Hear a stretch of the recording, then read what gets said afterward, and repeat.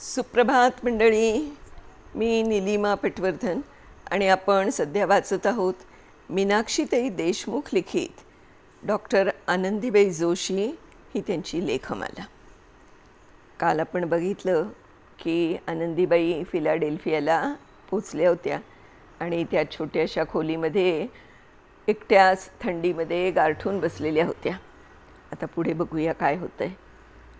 धुरकटलेली खोली, हाडापर्यंत पोचणारी थंडी, अभ्यास करताना बाहेर हिमवर्षाव सुरू होई. हाडं वाजायला लागत. फायरप्लेस पेटवली की धुरानं खोली भरून जाई. खिडक्या दारं उघडली की थंडी आत येई. तिनं दुसरी जागा शोधण्याचा प्रयत्न केला, पण व्यर्थ.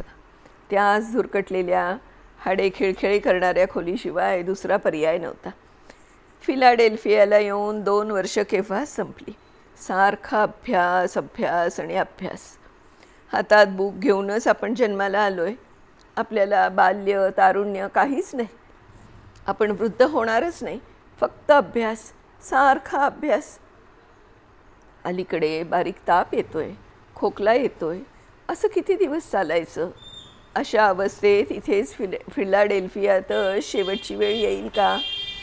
मग मन भरकटत विचार करत कुठल्या कुठे जायचं. झोप येत नव्हती. हे चांगलं नाही. मन स्थिर करायला हवं. 2 दिवसांपूर्वी कल्याणहून घाणेरड्या मजकुराचे अश्लील बिभत्स भाषेतलं पत्र आलं.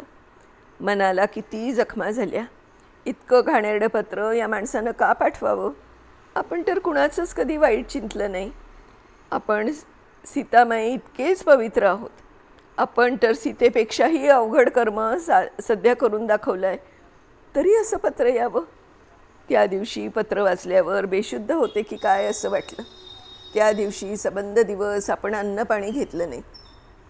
शेवटी मनाला समजावलं, धीर सोडून कसं चालेल? आपल्याला खूप अभ्यास करून डॉक्टर व्हायचं आहे. हिंदुस्थानातल्या स्त्रियांसाठी काम करायचं आहे. ती उठून उभी राहिली. हातपाय आखडले होते. फायरप्लेसचा उपयोग नव्हता. रात्र बरीच झाली होती. अभ्यास करावा का? नको. उद्या ऑपरेशन्स आहेत. उभं राहून करावं लागेल काम.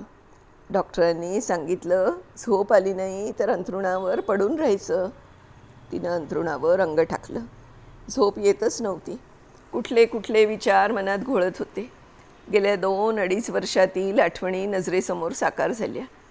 तिकडून इतक्या दुरून नवऱ्याची क्रुद्ध कुत्सित नजर आपल्यावर आहे आणि आपण इकडे सारखं वाचन करत आहोत. अंगात घालायला कपडे नाही आहेत, खायला पुरेसं अन्न नाही आहे, थंडीपासून संरक्षण नाही आहे.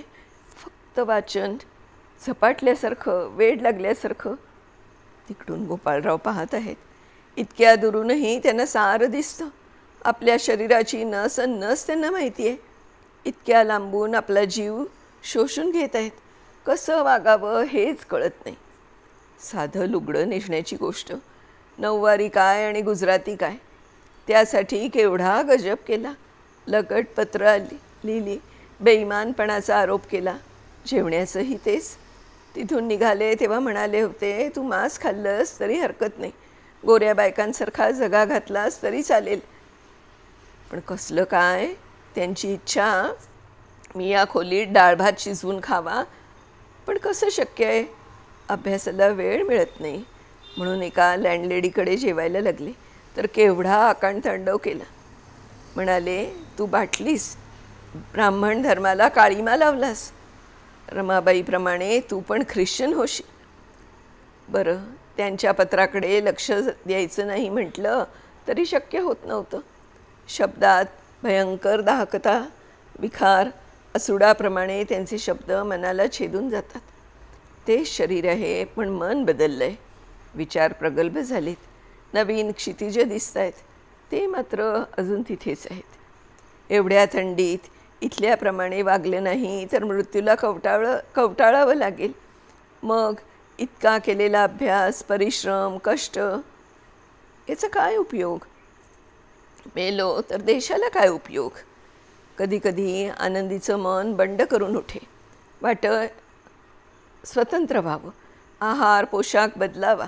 उदासीन वृत्ती टाकून द्यावी. आणि मन हादरलं. लांबून गोपाळरावांचा क्रुद्ध चेहरा पाहायला लागला. डोळ्यातून ठिणग्या उठू लागल्या. भयानं तिनं डोळे घट्ट मिटून घेतले. नाही नाही, शक्य नाही.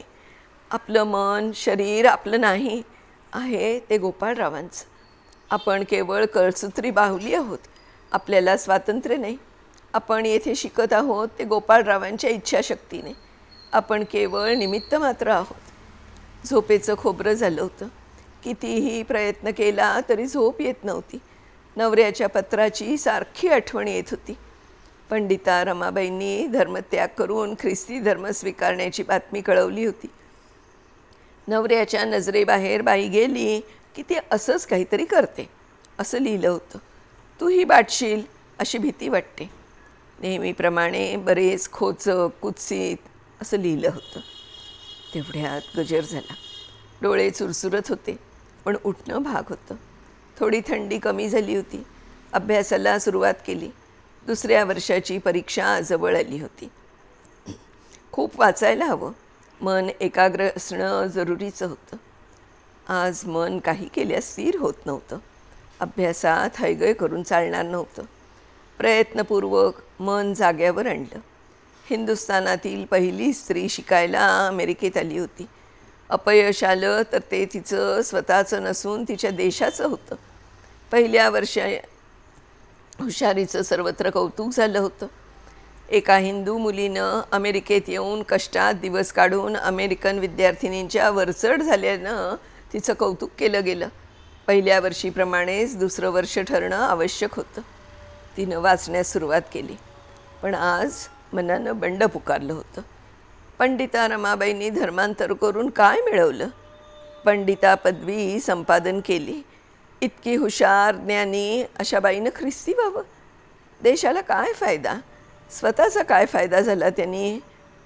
आज आनंदीचं मन अभ्यासात काही केल्या लागत नव्हतं. आज तिचं काहीतरी बिनसलं होतं. दिवसाचे सारेच वेळापत्रक चुकलं होतं. तिच्यासाठी एक एक मिनिट महत्त्वाचा होता. 7 वाजले होते. 9ला कॉलेजला जायचं होतं. आज अभ्यास शक्यच नव्हता. विचार स्वैर सुटले होते. पंडिता रमाबाई, गोपाळराव, धर्माबद्दल, येशूबद्दल, आहाराबद्दल, पोशाखाबद्दल. गोपाळरावांचं पत्र पुन्हा वाचायला घेतलं. त्यात त्यांनी हिंदू धर्माच्या श्रेष्ठतेबद्दल, वेदांचा गौरव, गीतेची महती होती. त्याबरोबर इंग्लंड अमेरिकेच्या धर्माची चौचाल वागणुकीची टर उडवली होती. कुत्सितपणे नासकी कुचकी वाक्य लिहिली होती. ती विचार करू लागली, आपण गोपाळरावांपेक्षा फार दूर आहोत. आपले विचार मन जास्त प्रगत झाले. त्या उंचीवर ते येणं कधीच शक्य नाही. आणि ती एकदम दचकली. हे कसले विचार मनात येत आहेत आपल्या? ते तसे आहेत का?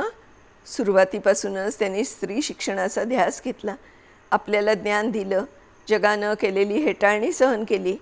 त्यांच्या विचारांनी केवढा मोठा पल्ला गाठला. हजारो योजने दूर आपल्याला पाठवून दिलं. आपण काहीतरी घडावं, ज्ञान संपादन करावं म्हणूनच न केलं त्यांनी. त्यांनी हे सर्व केलं म्हणून का त्यांना जुनाट कर्मठ हिंदू समाजाच्या रांगेत बसवणं बरोबर आहे? काही बाबतीत असेल त्यांचे विचार असतील वेगळे विचित्र. ती मनोमन शरमली. आपल्या मनात वाकडं आलेल्या विचारांची खंत वाटली. आणि मग नवऱ्याबद्दलचं प्रेम जास्तच दाटून आलं. आणि तिनं गोपाळरावांना पत्र लिहायला घेतलं. मनातले विचार लिहायचे ठरवले. आपल्याला झालेली ज्ञानप्राप्ती नवऱ्याला द्यावी असा निश्चय केला. मग ती लिहित गेली.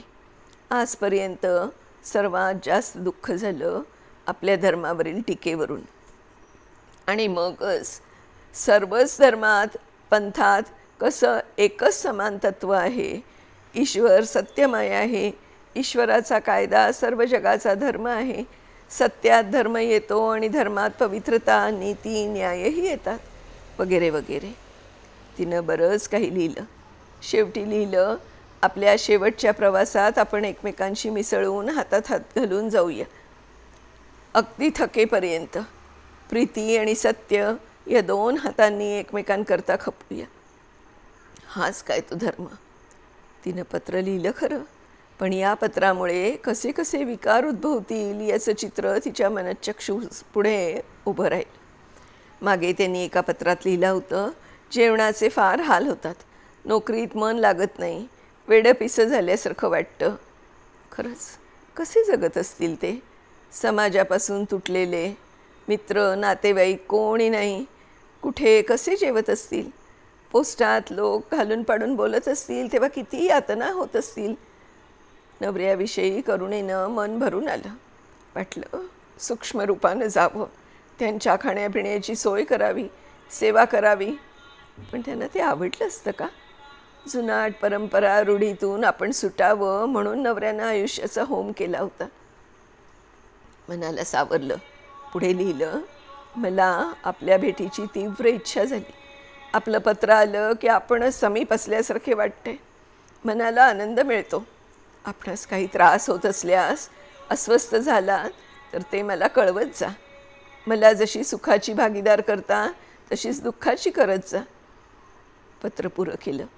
पत्र लिहिताना तिचे मन अनेक संमिश्र भावनांनी भरलं होतं. प्रेम, आदर, धाक होता. त्यांच्याविषयीचं हे चित्र तिच्या मनावर फार पूर्वीपासूनच रेखाटलं होतं. पूर्वी तिला त्यांच्या विचित्र तरेवाईक वागण्याचं काही वाटत नसे. पण आता कळायला लागलं की ते खूप मागे पडले. तेच दुःख फार मोठं होतं. पोशाख करून ती कॉलेजला निघाली. हिमवर्षाव सुरू झाला. रस्त्यावरची रहदारी एकदम कमी झाली. ती रस्त्याच्या कडेला बेहोशीत गुंगीत विचारात मग्न उभी होती. तेवढ्यात तिच्या वर्गातील 2 मुलींना हिमवर्षावात आनंदी उभी असलेली दिसली. त्या तिच्याजवळ येऊन तिला हलवत म्हणाल्या, तू मूर्ख आहेस का? हिमवर्षाव सुरू झाला आहे, तुझ्या डोक्यावर हॅट नाही, हातात मोजे नाहीत, सरळ भिजत आहेस, मरशील ना. ती एकदम भानावर आली. थंडी जाणवायला लागली. दुसरीनं तिच्या पाठीवर थोपटत म्हटलं, आम्ही तुला मरू देणार नाही, चल लवकर, आपण त्या वरचणीखाली उभे राहू. पाय उचले ना. अंगातलं रक्त गोठलं होतं. चालण्याची शक्तीच उरली नव्हती.